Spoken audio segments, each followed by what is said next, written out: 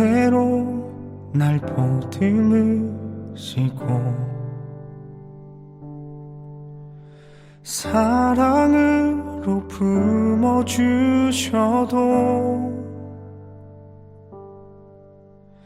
내 마음 한 자락도 지키지 못하는 이 모습 부끄럽습니다.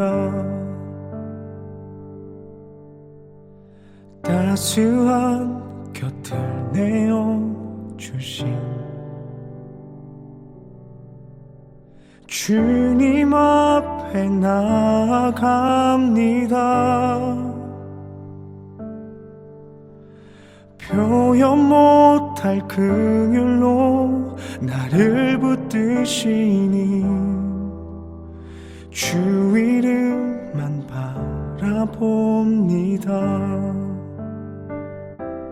매일 마주한 슬픔을 견뎌나가며 주 예수의 마음을 닮아가네. 두려운 걸음마다 주가 동행하니 주 의지하며 오늘을 걷네.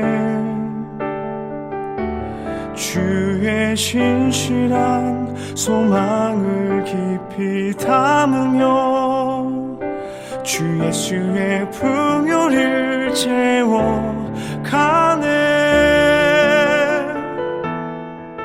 하나님의 자녀로 명예 지켜가며 깊어진 삶을 주께 드리네. 예수께서 이 말씀을 하시고 심령이 괴로워 증언하여 이르시되 내가 진실로 진실로 너희에게 이르노니 너희 중 하나가 나를 팔리라. 제자들이 서로 보며 누구에게 대하여 말씀하시는지 의심하더라. 예수의 제자 중 하나 곧 그가 사랑하시는 자가 예수의 품에 의지하여 누웠는지라. 시몬 베드로가 머리짓을 하여 말하되 말씀하신 자가 누구인지 말하라 하니 그가 예수의 가슴에 그대로 의지하여 말하되 주여 누구니까 내가 떡 한 조각을 적셔다 주는 자가 그니라 하시고 곧 한 조각을 적셔서 가룟 시몬의 아들 유다에게 주시니 조각을 받은 후 곧 사탄이 그 속에 들어간지라. 이에 예수께서 유다에게 이르시되 네가 하는 일을 속히 하라. 이 말씀을 무슨 뜻으로 하셨는지 그 앉은 자 중에 아는 자가 없고 어떤 이들은 유다가 동기를 맡았으므로 명절에 우리가 쓸 물건을 사라 하시는지 혹은 가난한 자들에게 무엇을 주라 하시는 줄로 생각하더라. 유다가 그 조각을 받고 곧 나가니 밤이러라. 겨울이 오기 전에 준비해야 합니다. 겨울이 오기 전에 준비해야 합니다. 날씨가 좀 쌀쌀해졌죠. 이제 긴 옷을 다 외투로 좀 두툼한 것도 우리가 입어야 되고 이렇게 겨울이 오게 되면 그 전에 우리는 준비를 하게 됩니다. 겨울이 오기 전에 겨울이 와서 준비하면 그동안은 추위에 떨겠죠. 그나마 우리가 이 땅에 살아갈 때 이렇게 겨울을 준비하는 것은 그나마 다행이에요. 우리의 인생의 겨울이 오면 그건 더 이상 어쩔 수가 없는 거예요. 인생의 겨울이 와서 이제 그것을 끝나게 된다면은 더 이상 우리가 뭘 준비할 수 있겠습니까? 인생의 겨울이 오기 전에 우리의 인생을 봄, 여름, 가을, 겨울이라고 했을 때 그 겨울이 오기 전에 우리가 하나님의 기뻐하신 뜻을 향해서 쓰임받는 그 뜻을 위해서 사용되어지는 그러한 은혜가 있도록 우리를 준비하셔야 돼요. 인생의 겨울이 오기 전에. 그런 지혜가 우리 모두에게 있기를 바랍니다. 십자가에서 이제 우리 예수님께서 고난과 죽음을 앞두고 예수님께서는 제자들에게 발을 씻겨주는 세족식을 하게 됩니다.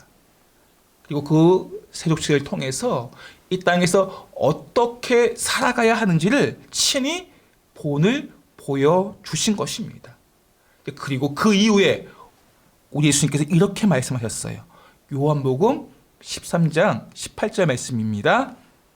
함께 읽겠습니다. 시작. 내가 너희 모두를 가리켜 말하는 것이 아니니라. 나는 내가 택한 자들이 누구인지 알미라. 그러나 내 떡을 먹는 자가 내게 발꿈치를 들었다 한 성경을 응하게 하려는 것이니라. 아멘. 나는 내가 택한 자들이 누구인지 알미라.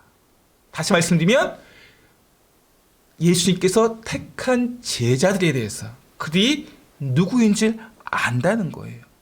그러나 내 떡을 먹는 자가 내 발꿈치를 들었다 한 성경을 응하게 하려는 것이라.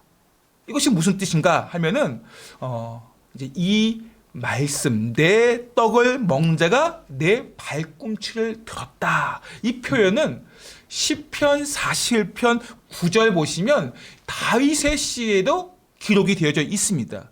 한번 볼까요? 함께 읽기 시작. 내가 신뢰하여 내 떡을 나눠 먹던 나의 가까운 친구도 나를 대적하여 그의 발꿈치를 들었나이다. 지금 시편 41편의 배경은 아들 압살롬이 다윗의 그 왕위를 빨리 먼저 빼앗기 위해서 차지하기 위해서 다윗과 함께했던 신하들, 다윗과 함께 전쟁에 나가서 싸웠던 신하들, 그들의 마음을 빼앗아 그 신하들이 다윗을 배신하는 그러한 일들을 했기에 다윗이 마음이 괴로운 것입니다. 그것이 바로 18절 말씀에 발꿈치를 들었다 이 표시예요. 발꿈치를 들었다. 이것은 큰 경멸의 표시로 아주 가까운 사이에 비열한 배신 행위를 하였을 때 발꿈치를 들었다 이런 표현을 사용한 것입니다. 다윗에 가까웠던 신하들이 다윗을 배신하는 행위를 했을 때 나와 떡을 나눠 먹었던 친구예요. 근데 그 친구가 다윗을 배신한 것입니다. 그래서 내게 발꿈치를 들었다 그런 표시를 하는 것입니다. 오늘 본문에도 예수님께서 내 떡을 먹는 자가 내게 발꿈치를 들었다. 내 떡을 먹는 자가 함께 밥을 먹는 자 중에 예수님을 배신한 사람이 있다. 이것이 바로 성경에 이미 기록되어진 것을 응하게 되었다. 이루어졌다. 성취되었다. 그 말씀입니다. 예수님께서 제자 가룟 유다의 배신당함, 이 배신당함의 성취의 표현이 오늘 본문 18절 말씀입니다. 가룟 유다가 예수님을 배신하실 것임에 대한, 그런데 예수님께서는 그런 가룟 유다가 예수님을 배신한다는 아시잖아요. 그럼에도 불구하고 가룟 유다를 제자로 삼았다는 거예요. 이 유다가 나를 배신할 것임을 알기 때문에 그냥 버려두고 네 마음대로 살아, 그렇게 하신 것이 아니고 3년 동안 함께 가르치시고 기적의 현장에 함께하고 치유 현장에 함께하고 전도에 파송하고 이 모든 것을 가룟 유다가 함께 했다는 것입니다.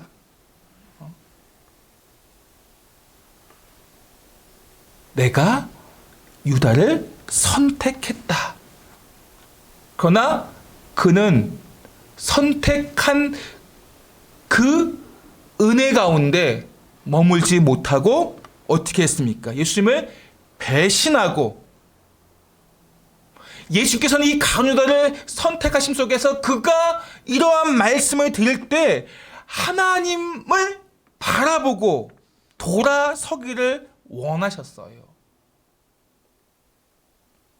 예수님의 선택은 철저히 하나님의 뜻을 이루기 위한 선택이에요.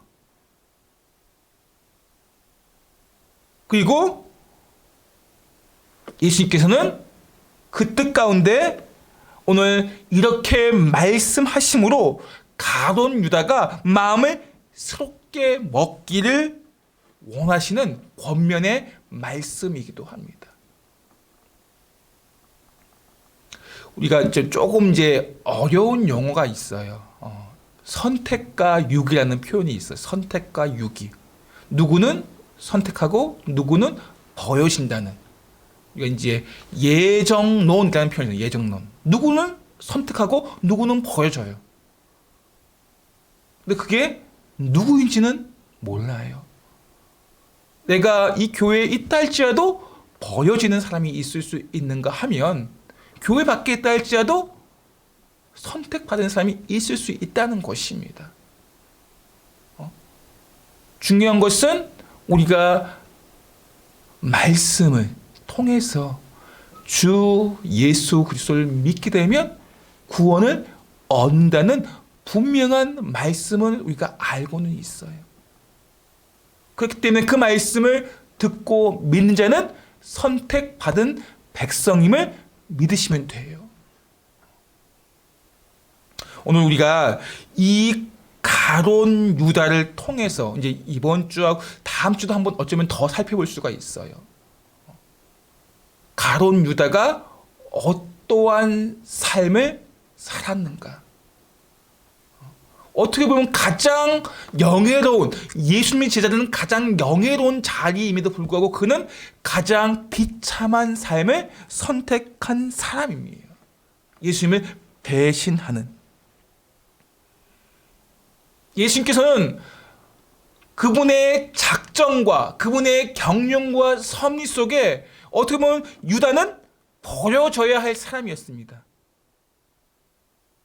그러나 예수님께서는 그를 그렇게 버려주시기 때문에 내버려 두신 것이 아니고 제자를 삼고 함께 말씀 가운데 함께 전도함 속에서 기적의 현장에서 오병이의 기적을 보게 하시고 다 겪게 하십니다.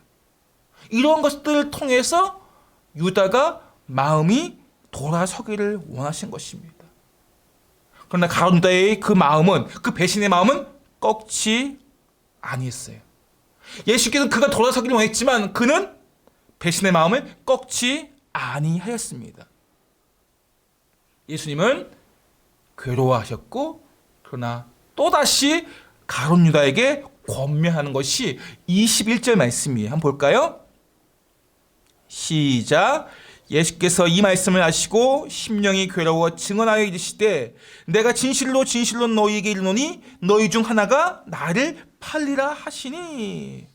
예수께서 직접 말씀하십니다. 너희 중에 한 사람이 나를 팔 것이다.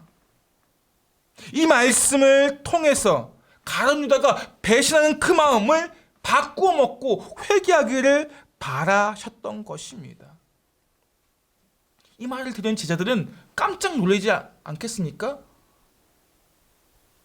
스승을 파는 제자. 이건 참담한 사람이에요. 참담한 사람.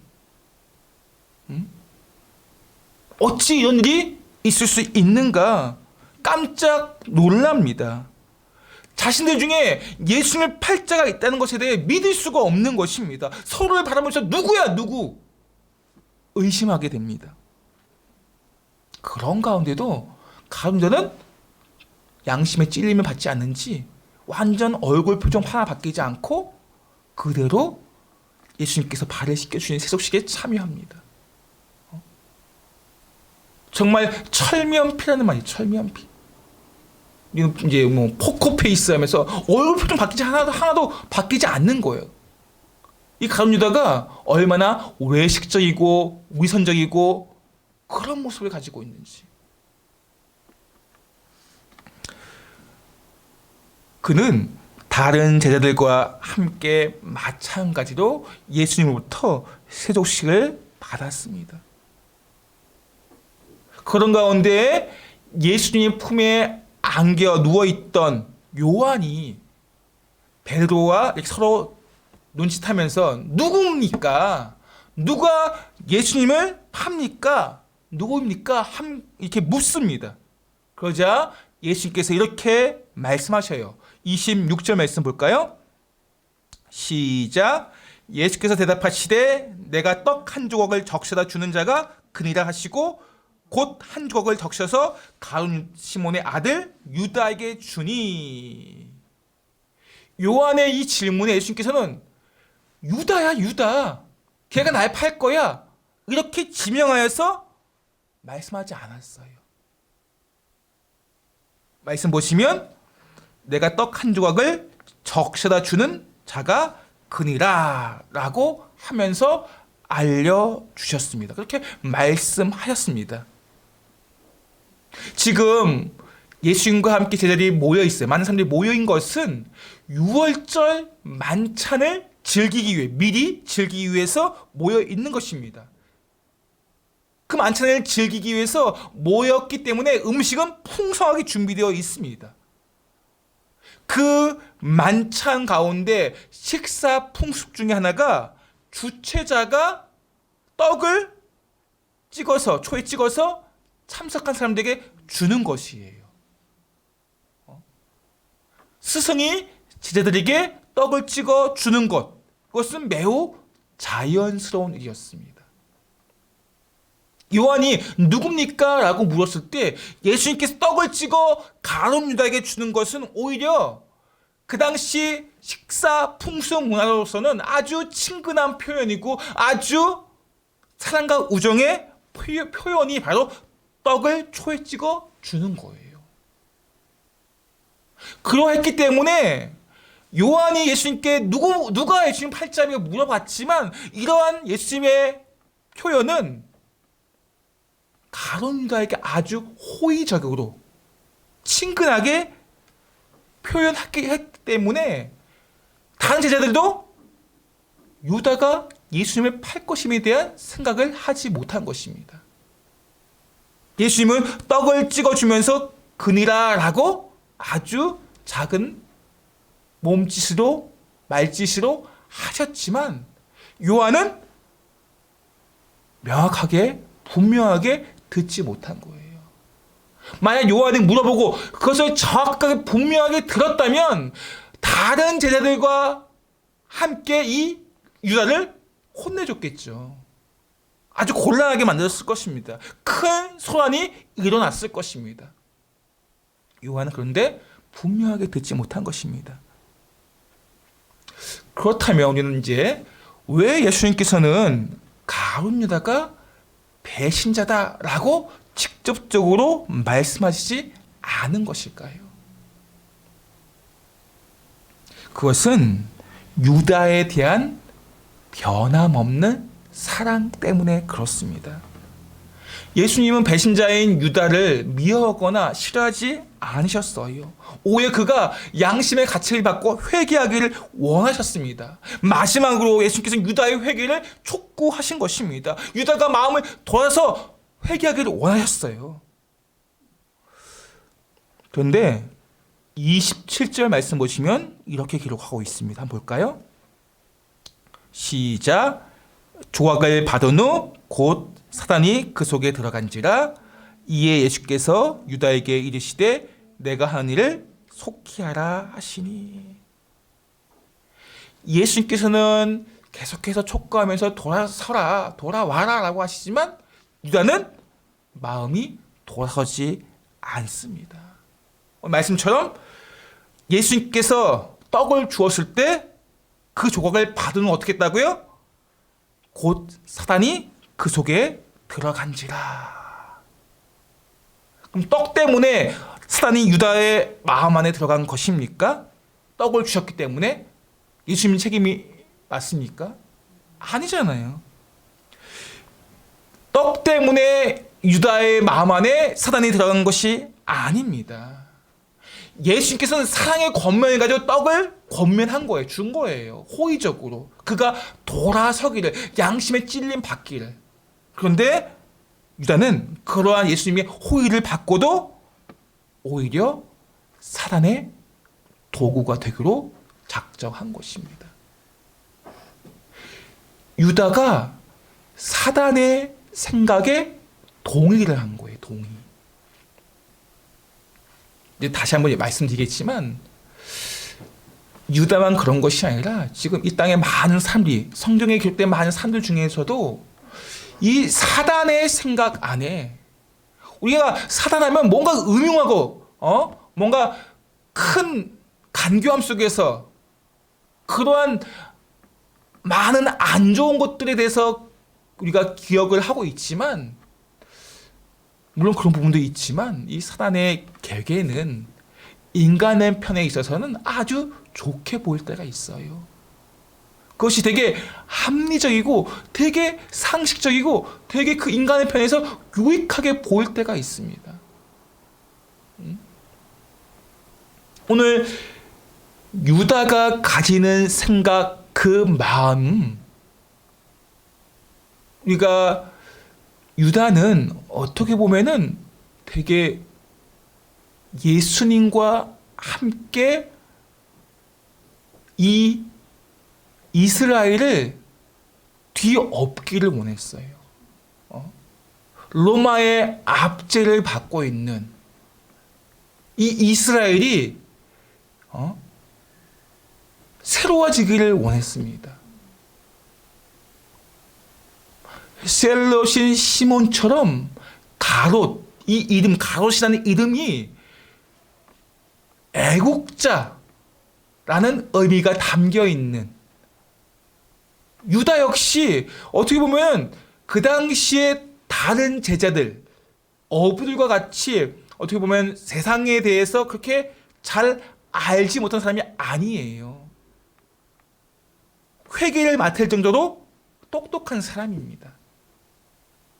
그래서 세상에 대해서 아는 사람이에요. 지금의 시세, 정세를 좀 아는 사람입니다. 그러면서 세상이 바뀌기를 원한 거예요. 누구를 보면서? 예수님을 보면서. 예수님을 어떤 분이신가? 유다는 잘 알고 있어요. 그분과 함께하면서 수많은 기적을 보았잖아요. 죽은 자를 살린 것도 보았어요. 많은 귀신 들린 사람을 쫓아보는 보았습니다. 기적을 일으켰습니다. 오병이어의 기적. 이러한 것을 보면서 예수님만 함께 한다면 두려울 것이 없고 세상을 뒤엎을 수 있고 로마를 물리칠 수 있겠다고 생각을 한 거예요. 그래서 예수님과 함께 일을 하고자 하는데 정작 예수님은 나는 곧 죽을 거야. 십자가에 죽을 거야. 그런 이야기를 하시는 거예요. 유다와 함께 지금 약 예루살렘에는 유월절을 준비하기 위해서 많은 사람들이 모여 있습니다. 약 100만 명 이상이 모여 있어요. 그들이 예수님과 함께 이 나라를 뒤집어 엎을 수 있는 힘이 있어요. 나라를 뒤집고 로마로부터 자유를 얻고자 하는 그런, 어떻게 보면 자기 열심을 가지고 있는 그러한 애국자의 마음이 유다의 마음 안에 있다는 거예요. 우리는 단지 그가 돈에 팔려서 은 30에 예수님 판 것처럼 보이잖아요. 은 30이면 얼마일까요? 한 100만 원 될까요? 유다는 돈꾀를 맡고 있는 회계의 일을 하고 있는 사람이에요. 더 많은 돈을 가지고 있습니다. 유다가 현재. 돈 때문이 아니라 예수님의 마음을 돌이켜서 자기와 협력하여서 자기와 함께해서 이 나라를 뒤집고 로마로부터 그 압제로부터 물리치는 그러한 예수님으로 그렇게 자기의 열심을 가지고 예수님을 움직이려 한다는 것입니다. 이것이 유다의 죄예요.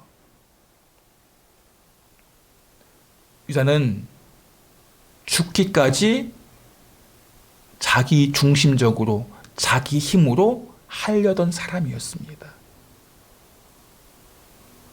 이것이 유다의 어리석음이고 유다의 죄라는 것입니다.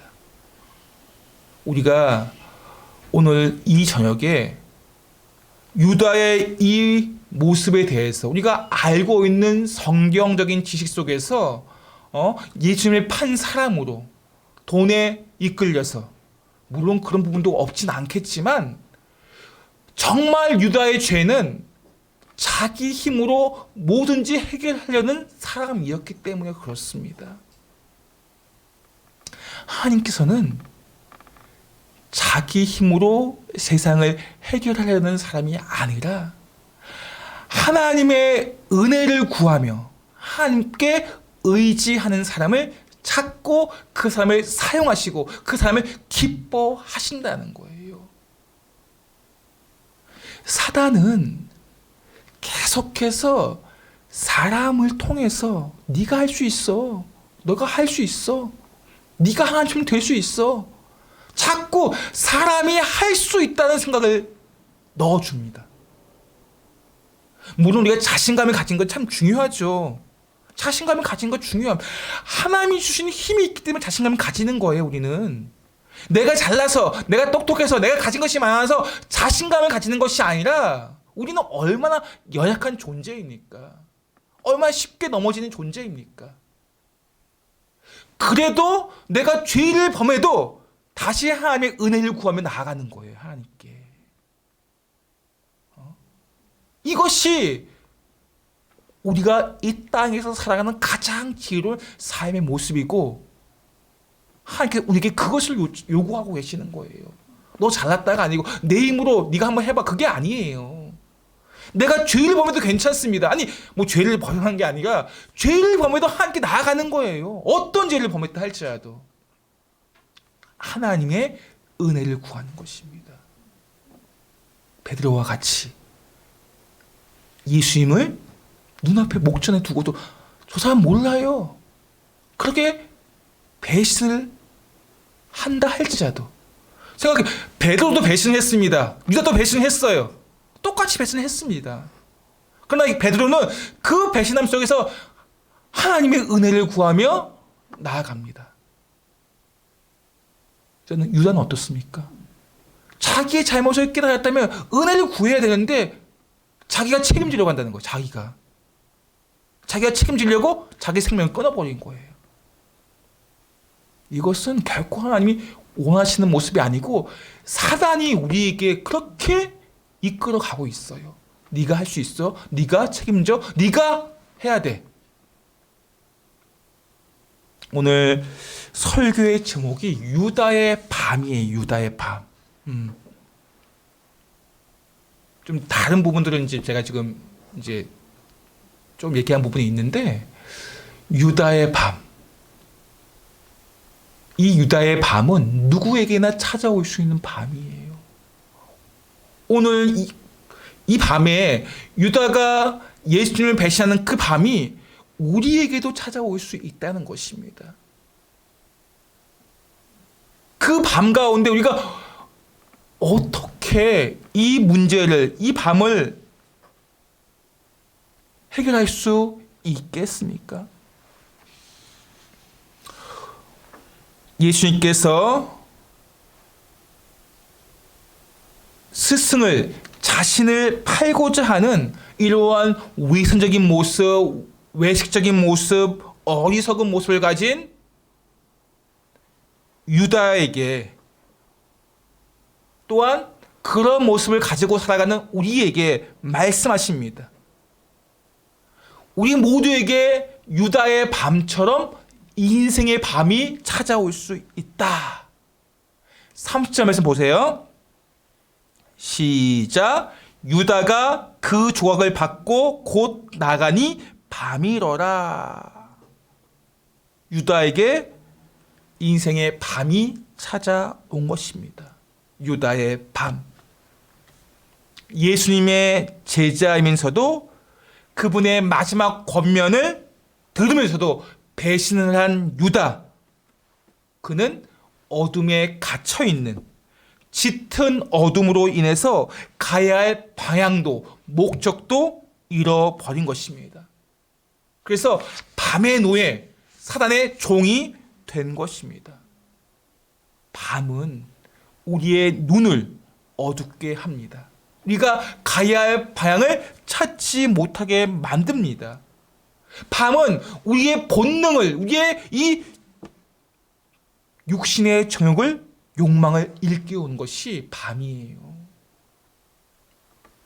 이 땅의 즐거움과 쾌락을 가지고 내일을 생각하지 못하게 하는 것이 밤입니다. 자신의 인생을 내버려 두도록 만드는 것이 밤이에요. 본문의 유다도 인생에 찾아온 그 밤으로 인해서, 어둠으로 인해서 자신의 삶과 목적을, 가치를 상실한 채 스승을 파는, 해서는 안 될 행동을 하게 된 것입니다. 이것이 유다의 밤이고, 어쩌면 우리도 이러한 유다의 밤과 같이 인생의 밤 속에서 말씀을 쫓지 아니하고, 앞에서도 말씀드렸듯이 사단은 말씀을 쫓지 아니하고 사람의 지식과 능력과 힘과 그것을 따라 살도록 만드는 것이 사단의 괴계예요.